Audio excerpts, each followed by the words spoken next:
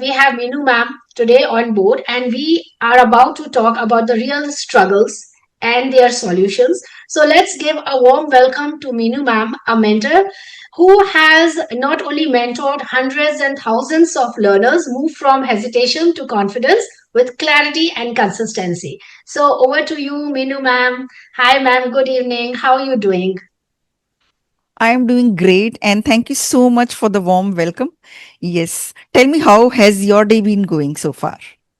Yeah, ma'am. It's been productive so far, but right now my father-in-law is not doing good, so that's why I'm a bit upset.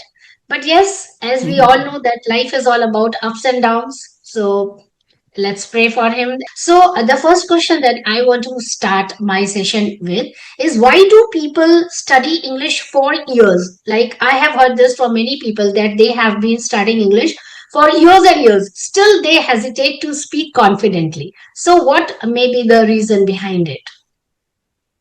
Because I think they are rehearsing and rehearsing and rehearsing in their minds and not speaking up.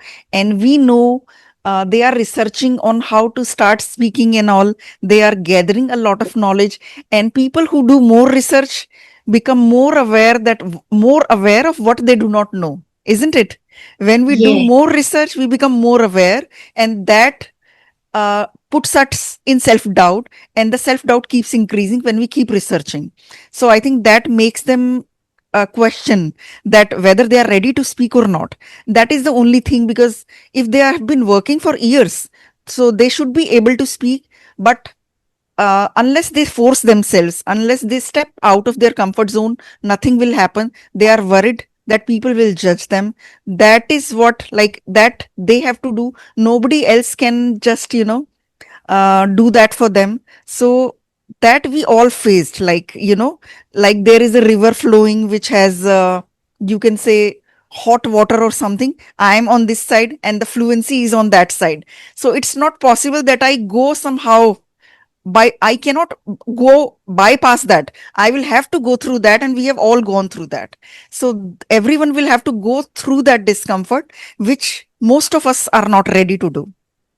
Right, right, right. So I think that you want to say that they upset the apple cart and they think too much, like they overthink. What if we commit mistake? And there is also a fear of FOMO. They don't let anything go. They want to do everything at one point of time. And that is why they are so much perplexed. They confuse the whole pattern, and that may be the reason that they have been learning this language for a very long period of time, but they are not finding themselves near English, and that's why this process of their learning making them sick or hesitant to speak in front of anybody, rightly said. Yes, So yes, yeah, yes. plausible, quite plausible.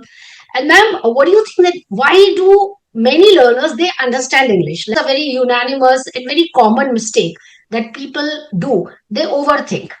But at the same time, they say that they understand English, they can read English, but when time comes to speak, they freeze. So the reason is, English is taught from the very beginning in India. So most students, even if they are average students, they understand English because they were taught English at school. So they understand it, and even when they want to speak, become a spoken English, like when they want to become good at spoken English, even at that time they keep consuming English content, which they have been doing since childhood. That's why our ears are accustomed to it.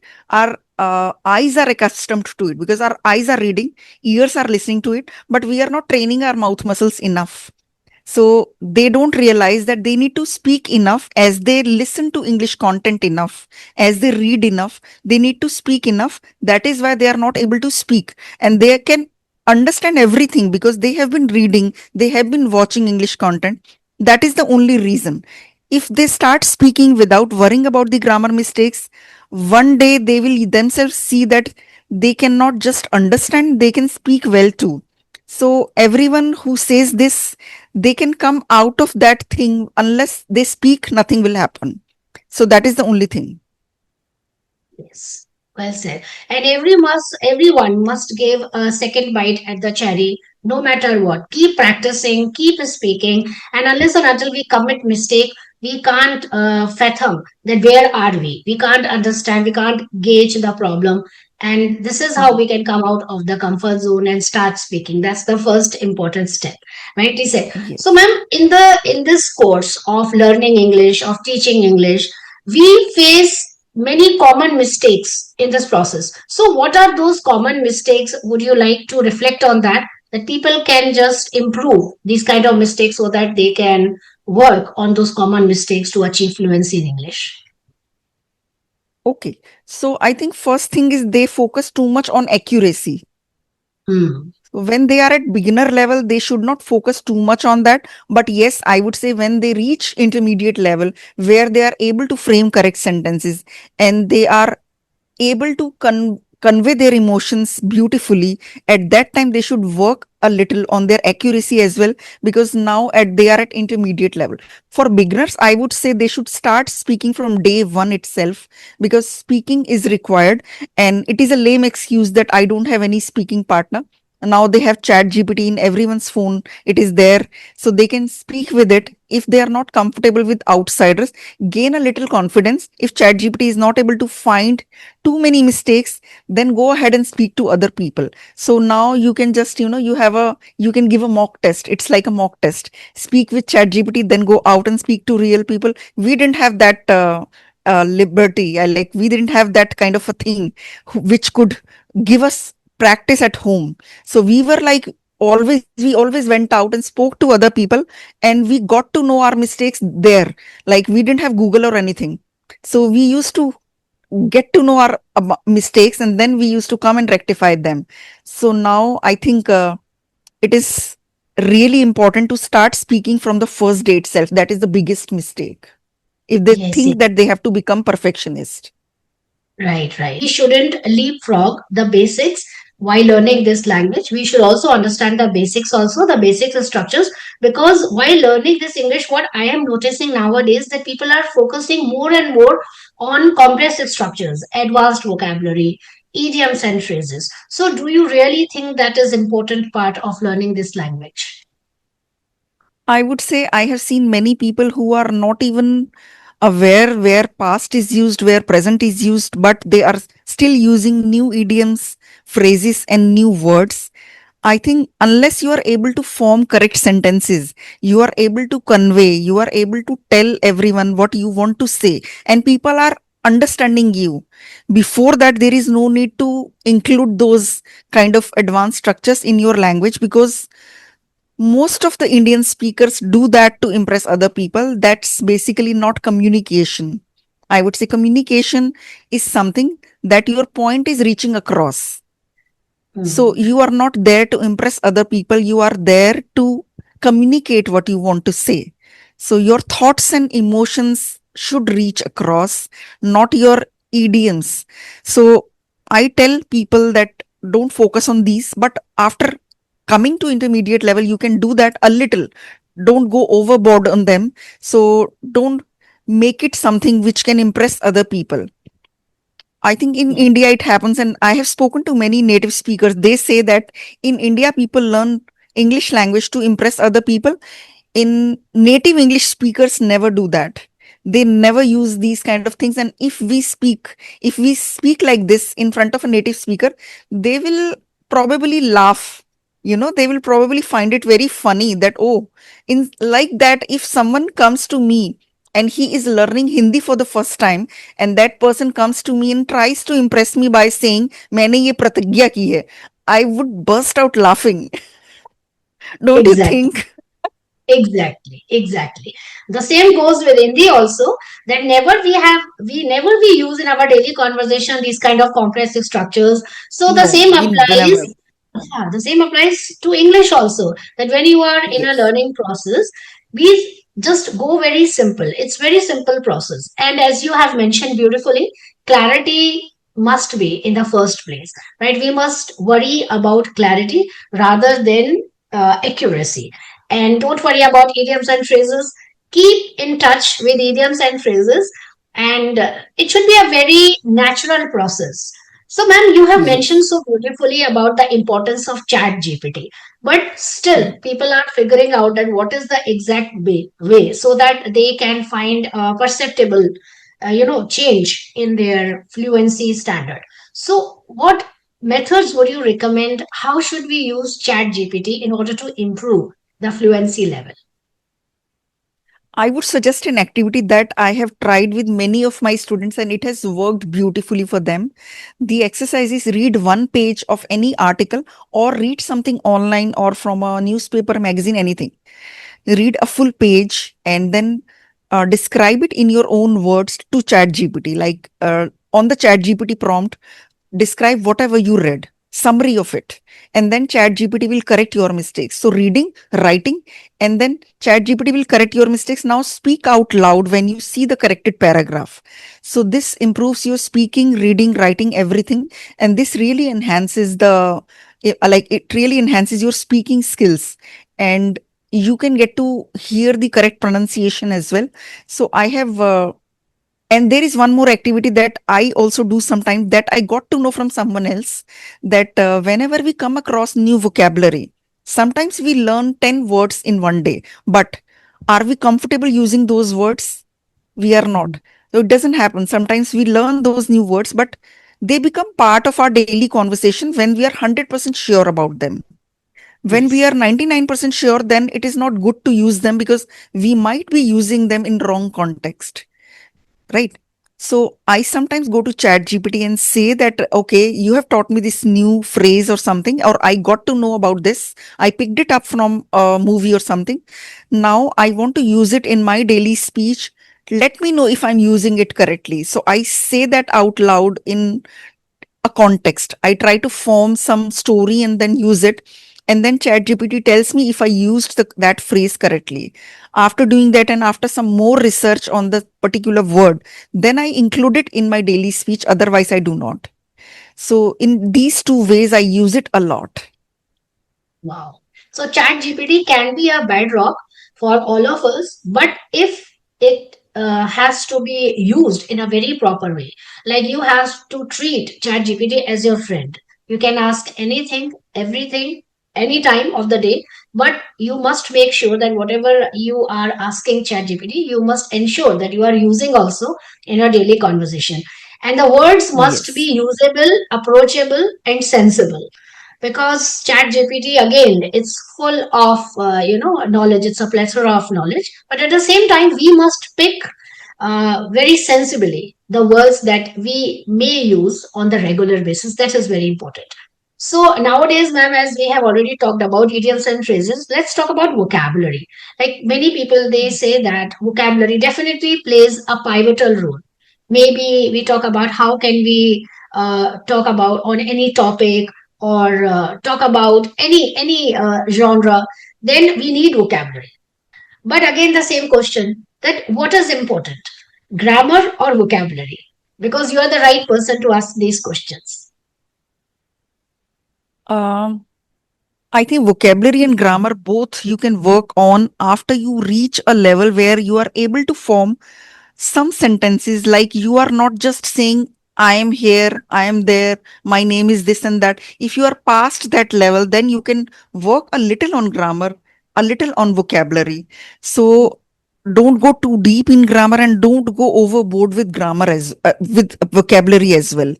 So I think any word which is not in common use in India, and you know that 99% people don't know it, I think even in spite of knowing that word, don't use it in your daily speech, because you speak to other people to be understood, right? You don't want to be not understood. And if talking to you is hard work for other people, why would they like to talk to you in future? Isn't it? Definitely. Yes, Yes. definitely. If Definitely. I speak to a person and he gives me a hard time and I keep thinking about whatever he's speaking, then I would not like to speak to that same person next time, and I would maybe hide my face whenever I see him at a party or something. We don't want to be that person. We want the other person to be understood and we want us to be understood. Right. Clarity matters at the end of the day, right? If we are clear in Yes, expressing yes. our thoughts, then people would not only love to listen to us, but they will be in connection with us in the long run. So yes, well said. And then Yes, what is the yes, role of yes. confidence according to you? Because we both are confident. I know we both are confident women, but I want to know from your side that what is the role of confidence in learning this language especially? Hmm. I would say confidence comes from within when we do daily practice. Since I am in touch with this language, I consume English content every day, I speak English every day. That's why I'm confident. But let's say this meeting had been about uh, how do astronauts work. I wouldn't Hmm. have been confident. So, this meeting is about something I do on a regular basis. I update myself regularly and I'm working on it every single day. That's why I'm confident. So, it doesn't come like that, like in a like there is no switch that you can say that okay, let me become confident. It comes because I know that I have gathered a lot of knowledge, I have been working on it, and that's how confidence comes, from daily practice, not just like that. Right. 3C formula is the biggest thing, I think so. Confidence, clarity, and consistency. Right, So, right, right. if we follow this 3C formula, then we can just go extra mile in our journey of learning this language. My last question, ma'am, is that I have heard from many YouTubers also myself that we must practice for 15 minutes. So, is there any such truth in this matter that we need a 15-minute routine on the regular basis? Yes, I think working on your English for 15 minutes a day is better than working on your English for 2 hours a week. So 2 hours a week is actually more than 15 minutes a day, because if we add up 15 into 7, then also like 2 hours is more. But consistency is more important. Like in weight loss journey or like anything, if you are consistent, that is more effective than doing just once a week and doing it regularly for 2 hours a week. So I would say yes. If there is not much time, a person can just watch reels from a good speaker, jot down a few words, repeat them over and over again, and do a little shadowing with them. And if that person works consistently in those 15 minutes, I think he can definitely see huge improvement uh, in only 15 minutes. Yes. But if you have more time and you can have more spare time, then it's definitely better. But consistency still beats the amount of time. Right, right. Definitely. Like Yes. we can listen to any podcast for 5 minutes. Then for the next 5 minutes, we can summarize in our own words. And for the last 5 minutes, we can speak whatever we have Yes. noted in our mind or in the diary. Well said, ma'am. And before wrapping up, what is the biggest takeaway you would like to leave my audience with? Uh, First thing is, I would say I will give you two. First thing is, don't wait to become perfect. If you keep researching, if you keep overthinking, your fear will not reduce, it will keep becoming more. It will keep getting bigger. So, fear always increases with more research and more overthinking. So, just stop here and start speaking. People are too busy with their own self. They don't have time to think about you. They will think about you for a minute, and even at that time they will think, oh wow, this person has guts. In spite of making mistakes, he has guts to speak. So most people will think positively about you, and let alone those few people who speak wrongly of you. And the second thing is consistency. Just spare 10-15 minutes from your day. If you really are passionate about learning this language, even 15 minutes are enough. You can just squeeze in a little time whenever you have time, while going somewhere, while coming from somewhere, while cooking, or while traveling. So just be passionate. I think your strong motivation should be strong enough that will help you take out those 15 minutes, and consistency will do the magic. Yeah, that's the thing, like consistency and courage to speak. Like motivation must not be borrowed, it must be earned. You must know what is the motive behind your spoken English journey, and you must come out of that self doubt. You must bust the myth that you need to know more, because you have rightly mentioned, I have also felt it over time, that when I try to learn more, I myself feel confused and try to throw in the towel. But because it is not my basic nature to throw in the towel. So what I do, I reschedule everything, and I definitely detect my own mistake, that where I'm getting wrong.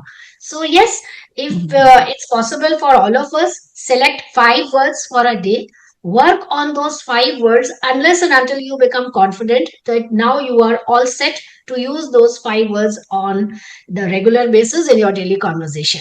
So thank you, ma'am, from the bottom of my heart, that after being even so busy, you have just taken out time to be here. Always available for you, not a problem. And it was such a lovely conversation. Thank you for inviting me on your channel.